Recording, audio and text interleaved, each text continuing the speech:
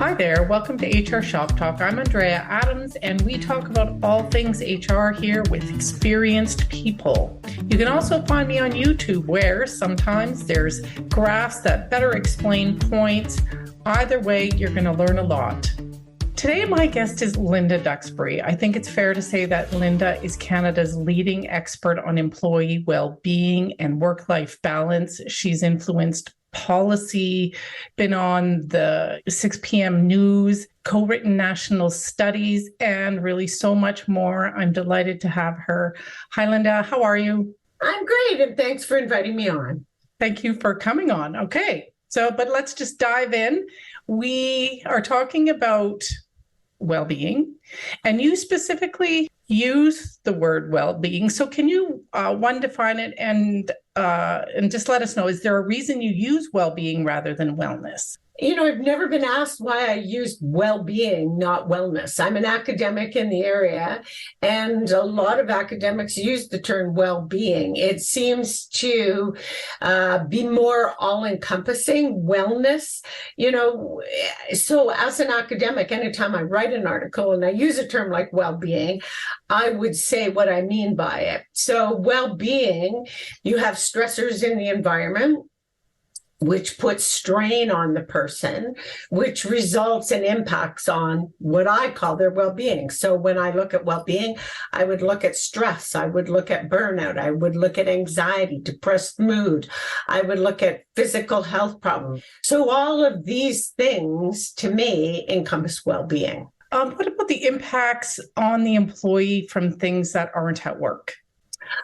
So you would look at that as well, but I'm a business school prof, and so my focus is on the job. Okay. But I do have at the center of pretty well everything that I do is the idea of work-life balance. So when you do work-life balance, that's work interferes with family and family interferes with work. So you can have predictors from both the work end and the family end. So I do look at that, but I'm more focused on work and what can the employer do to actually help the individual achieve some better kind of well-being. And it's the same with, what can the employee do themselves? But, those are the factors that I look at. Okay. So if you look at the things that an employer has a lot of influence over. Yes. Well, a lot of influence over people's lives. That's why you focus on the business end of it. Right. So what are those, main things that an employer can truly influence in terms of employee well-being? Well, let's look more instead, not what can the employer influence, but what can the employer do that negatively impacts well-being?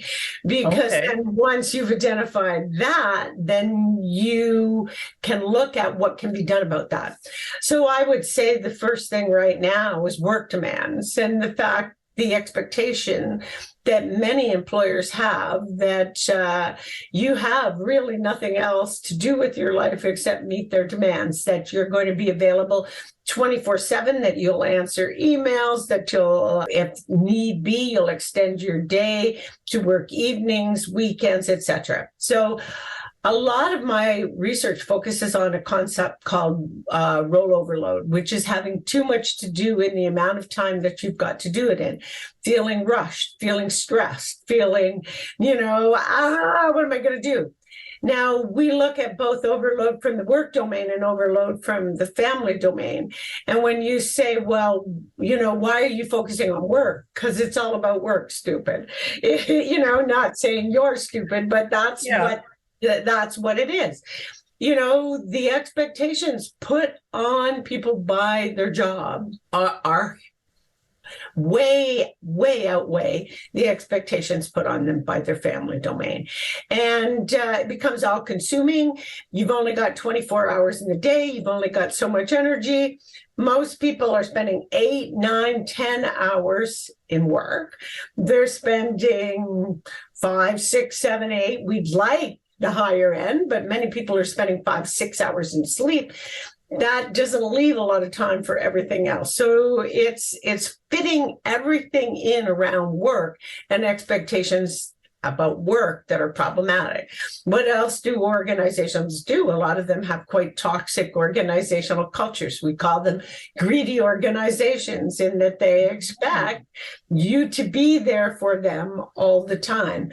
And so if we look at those kinds of things, what could employers do? Well, they could have enough staff that everybody's not having to work 24/7. They can, and here's a concept, they can bring back secretarial and admin support. So if I look at workload, one of the big drivers of it is you're doing your own typing now, you're doing your own photocopying, you're doing all your answering. We've gotten, you've got that email. So you're constantly doing a lot of the administrative work that used to be done by somebody else. We really need to lower the workload levels. I mean, I've just sort of lived in this my whole life. Are employers out there doing this differently, where they are tasking their employees with a reasonable workload? And what does that, in the end, impact does that have on their bottom line? Well, it's interesting because that's why you study it from the business perspective. What I quickly discovered, when I first started work in this area, I really thought if you showed that people were unhappy with their work and they were stressed and having problems, an employer would go, well, geez, why didn't I, thank you for telling me, I'm going to get right on that and fix that. But what I quickly found is most employers either A, don't change for moral reasons, or B, they talk about how wonderful they are, but the reality on the ground is quite different. So I try to make the business case by showing how stressed, a stressed out workforce who's completely overwhelmed by all they have to do, how that negatively impacts productivity, recruitment, retention, EAP use, prescription drug use, presenteeism, the need to come to work even though you shouldn't be there.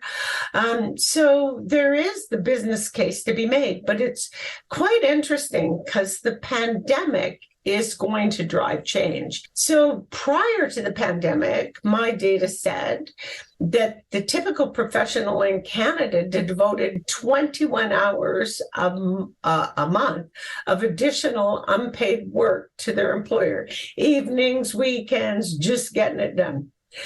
And now what's happening after the pandemic? Well, the pandemic, our data says a lot of people have reevaluated their life, reevaluated their balance, reevaluated what's important to them. It really made a lot of people in touch with the fact that they were spending their time and life in a way that wasn't making them happy. And so now we're seeing this thing called quiet quitting, and everybody's like, employers are, oh my goodness, look what's happening. And what's really happening is people are saying, you told me how much you value me.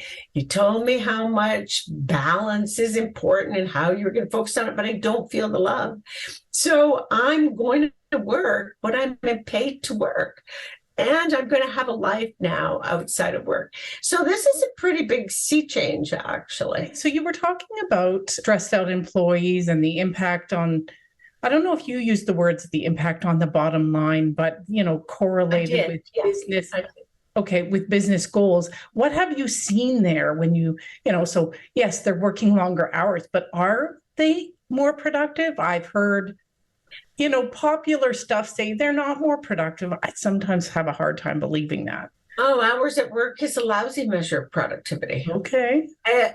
So the way to think about hours of work, it's a curvilinear, sorry to be academic, but a curvilinear relationship means it goes up it plateaus and then it starts to go down. So at the lower end, if you're only working 5, 10, 15, 20 hours a week, the more you're working, the more productivity you have, because the more time you have to get something done. Then we've got a plateau period, but then above us, and you're going to ask me, well, what is that time? And I would say, well, we don't know when the down curve starts, because it depends on what else you have to do with your time. Okay. Mm-hmm. If it was just work, that was all you were doing, we could probably figure out the number. But if you've got childcare or elder care, you got a partner, hey, God forbid you've got hobbies and you want to sleep, then in fact, you've got the more demands on your time, the sooner that down curve happens. Because, everybody who's watching this, I would say, have you ever, stayed up really late to get something done? And then you got up the next morning, and quite frankly, you're not working on all cylinders. Your neural synapses are not as effective. Every hour sleep we miss is equivalent in terms of cognitive functioning to having an alcoholic drink. So if we're constantly working longer hours, our concentration wanes. Our ability to come up with creative, innovative ideas also declines. So you talk to people who are procrastinators and they go, oh, I work so much better under pressure. Well, no, actually, the research would say you might think you do, but you don't, because the more pressure we're under, the more mistakes we make, and the more we have to go back and fix those mistakes, which takes away from productivity. So it's a very complicated equation. But what I would say is no employer should be focusing on hours as a measure of productivity. Okay, so you might not be looking at LinkedIn and other social media, but do you see myths, hear about myths or misconceptions people have about employee well-being? I see employers often thinking that it's something employees should be doing for themselves. Oh. I think I see a lot of stuff out there talking about nutrition and exercise and sleep. Yeah, those focus on wellness. Okay. Those make you physically well, perhaps mentally well, but well-being is a bigger constellation to me. And quite frankly, a lot of people know that a good diet matters, that in fact sleep matters. But when you're overwhelmed, you're overloaded, you don't have enough time to do everything that you want to do, and you're stressed. Well, nothing like celery doesn't help you cope with stress. Chocolate cake and ice cream do. So, there's all of these things out there. But I actually refuse to go in and talk to employers who want me to talk about what their employees can do to become more resilient. I refuse, because I say, it's a partnership here, and many of the problems that these people are having is because of actions and you're taking or expectations you have in terms of their time, deliverables, urgency, etc. So we need to focus on both. I'm not going to give anybody a talk on, well, get more sleep and go out for a walk and be in nature. People know this. It's time that is the enemy of it, good intentions.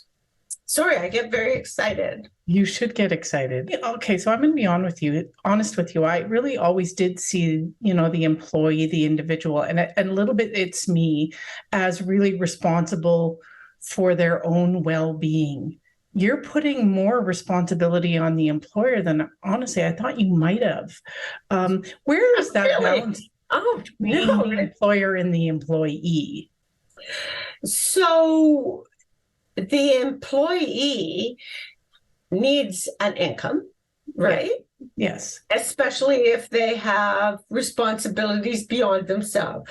So they have to put food on the table, pay for a mortgage, etc. In exchange for that income, they give time, energy, effort to an employer. However, the employer puts constraints on, when their availability for other roles, their ability to balance other roles. And in many cases, and not in all cases, but there are good employers out there.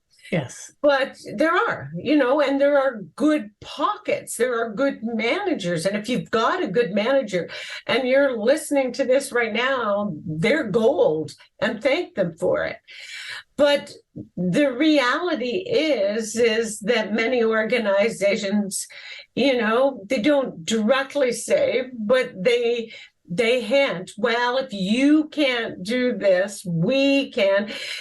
Job security is an issue, worrying about promotion, pride in our own work. And so there are constraints that the employer puts on our ability to cope. And sometimes the only way actually to get wellness is to quit your job. If you're in a toxic work environment, a toxic culture, like you work for yourself, right? Mm-hmm. Yes. You work for yourself. So if you're toxic, that's on you. Yes. But a lot of people don't work for themselves. They work for somebody else. And that somebody else dictates when meetings are held. That somebody else dictates where they work, when they work, the amount of flexibility, all the things that have to be done. So no, I don't. I do put some responsibility I put a lot of responsibility on the employer, actually. Mm-hmm. A good employer is worth their weight in gold, and a bad employer is very bad for what I would call your well-being. When I go speak at conferences, I actually feel my role is to hold a mirror up and speak truth to power, because a lot of their own employees can't say what I'm about to say. Yes. For sure. Okay, so, coming out of the pandemic, what is the current state? And I know you've done pandemic research because I've seen a lot of pandemic research, yeah. So what is the current state of employee well-being as we move out of the pandemic? Well, people, again, want, an answer. And I say, because I am an academic, it depends on context.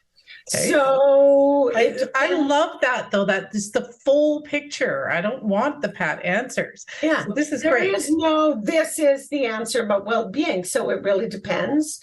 Did you work at home, or were you an essential worker? Do you have kids? Was your partner also at home? What sector are you working in? So right now, healthcare, education, well-being is horrible. Okay.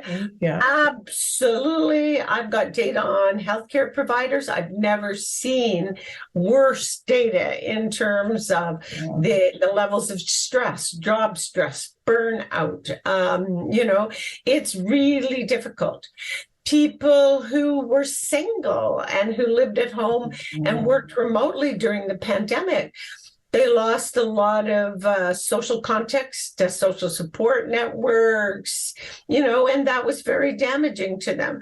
People who worked from home during the pandemic and who had children, while they were under stress, they also got to experience time with their family that they wouldn't have had otherwise. Self-employed, depending on what your sector was and what you're doing podcasts, you probably could do that during the pandemic. But other people who were conference organizers, they had a much more difficult time. So it really depends a lot. Did you I've talked to people who lost their jobs during the pandemic. A lot of people did. And now they're coming back in. I mean, it's very, very difficult. If I were to extrapolate, though, we have data on 36,000 Canadians. The stress levels are higher than I've ever seen. The balance levels, work-life balance is down, which is interesting because people who work from home, they go, oh, well, I was just so much more productive. No, the amount of time they spent in working went up. Evenings, weekends, morning, early morning, late night. So it went up. And productivity is the amount done per unit time. So productivity didn't go up. The one thing I would be able to generalize about is coming out of the pandemic, people are cranky, grumpy, stressed. So as an academic, we look at emotions as positive, negative, active, passive. People are active negative emotions. They're frustrated, they're angry, they're worried. Very few positive emotions. And the problem with that is emotions are kind of a filter through which we take in all the perceptual cues from outside. So if you're grumpy and cranky and in a bad mood, you interpret the world kind of through that way, as opposed to if you're happy. So people right now are glass half empty people, not glass half full people, and they're just waiting for the other shoe to drop. The pandemic has gone on longer than most people's ability to cope, and most people's concept of how long it was going to go on for. So frustration, I would say, that's a systemic thing going through the workforce. But everything else, well-being, really depends a lot on other things. Have you got a strong social network? What's your own personality like? Can you say no? Can you, so if I look at myself, I implemented a whole bunch of strategies during the pandemic because, hey, I researched this area and I went, maybe I should stop telling other people what to do and do it myself. So now I stop. I used to work most evenings. Now I stop at 9 o'clock. Okay. Husband and I watch a streaming show. Then we read. It's now I stop working a lot earlier than I did. So I'm but I still work hard, but I put in different things to try to get more joy out of life besides my work, which I love. Okay. Final closing question here. What advice do you have for employers as they put their organization-specific playbooks into effect? So, as won't come as a surprise to you, I have many pieces of advice because, again, it depends on context, okay? Yeah. So, first of all, we are over-focused on the people who were able to work remotely during the pandemic. That was about 40% of the Canadian workforce. We are but they're grabbing all the media attention. Yes, they're sucking the energy. Oh, what are we going to do? Hybrid, back to work.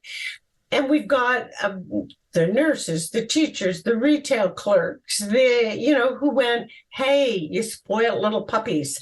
I had to show up all the time. And now you're demanding this and demanding that. How about me? So my first piece of advice is don't ignore your essential workers in your over-focus on return to work for those who went home. Okay. That's number one. Number two,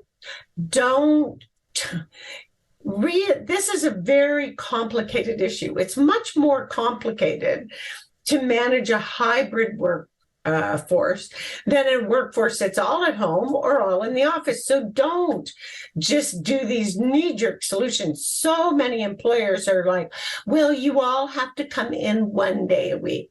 Well, that's ridiculous. And no wonder employees are going, well, that doesn't seem right.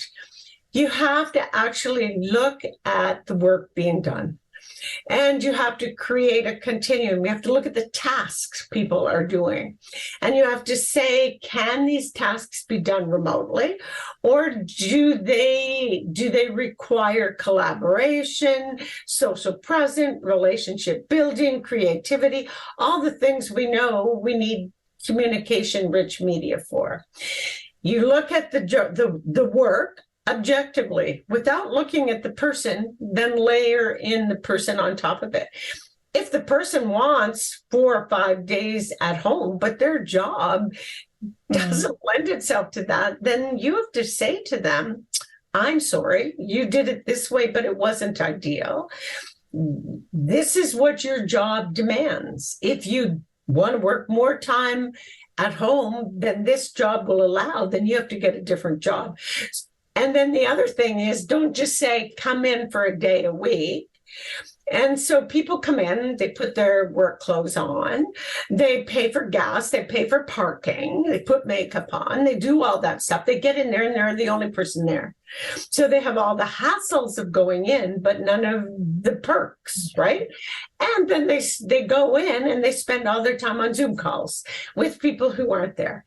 So schedule at work time, at the workplace time differently, make it worth people's while to come in. Don't, recognize the dimensions of the job, recognize the skill set and the preferences of your people, and don't just take it the easy way one day.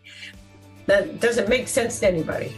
Well, thanks, Linda. That was just so informative and valuable in creating approaches that are more likely to work.